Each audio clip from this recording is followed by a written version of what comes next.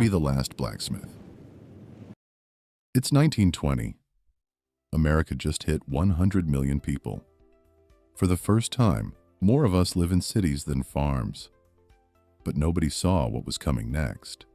The world would change faster in 20 years than it did in the previous 2,000.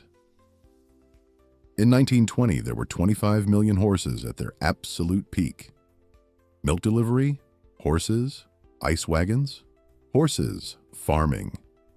96% still ran on literal horsepower. Meanwhile, 8 million automobiles, noisy, unreliable contraptions. Most people saw them as expensive toys. Meet Thomas, a blacksmith. Business is booming. His trade existed for 3,000 years. His father was a blacksmith. His grandfather too. He sees automobiles, but they don't worry him. Those things break down all the time, he says. A horse is reliable. The Model T wasn't just a faster horse. It was a total system replacement. No stable needed, no daily feed, no blacksmith visits, no manure. 10 times the range, 20 times the speed. The people who saw it early, they thrived. Blacksmiths who became mechanics, stable owners who became garage owners. They didn't fight the wave, they rode it. But Thomas waited. This will blow over, he said.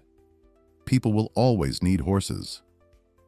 By 1935, his shop was empty, dusty. The world had moved on. His 3,000-year-old trade, effectively dead. Now here's my question. What year is it for AI? We have 8 billion people.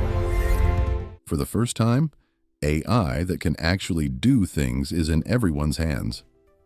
We're somewhere between 1915 and 1920 in the AI revolution. The horses of today are manual labor, traditional workflows, human-only processes are at their peak right now.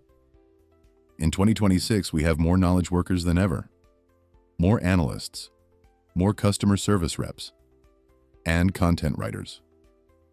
And most are looking at AI the same way Thomas looked at automobiles. That's just a toy. It makes mistakes. It can't replace real expertise. It's unreliable. But it's not about whether AI is perfect today. It's about trajectory. One AI agent can already replace 10 employees in certain tasks. Not because humans got worse, because AI got better, cheaper, and is available everywhere. Just like the Model T replaced an entire ecosystem, a single AI tool can write, analyze, code, design, and strategize. It has no sick days, no vacation, is available 24/7, learns and improves itself constantly, and costs a fraction of a salary. The blacksmiths who refused to adapt didn't just lose their jobs, they lost their relevance.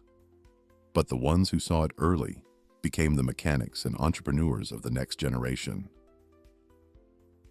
We're at that exact moment right now. The great career migration isn't coming, it's here. The question isn't whether this will happen. History has already answered that. The question is, are you Thomas in 1920, insisting horses will always be needed? Or are you the blacksmith who sees the garage next door and decides to learn how to fix engines? The cliff is here. The only question is, which side of history will you choose?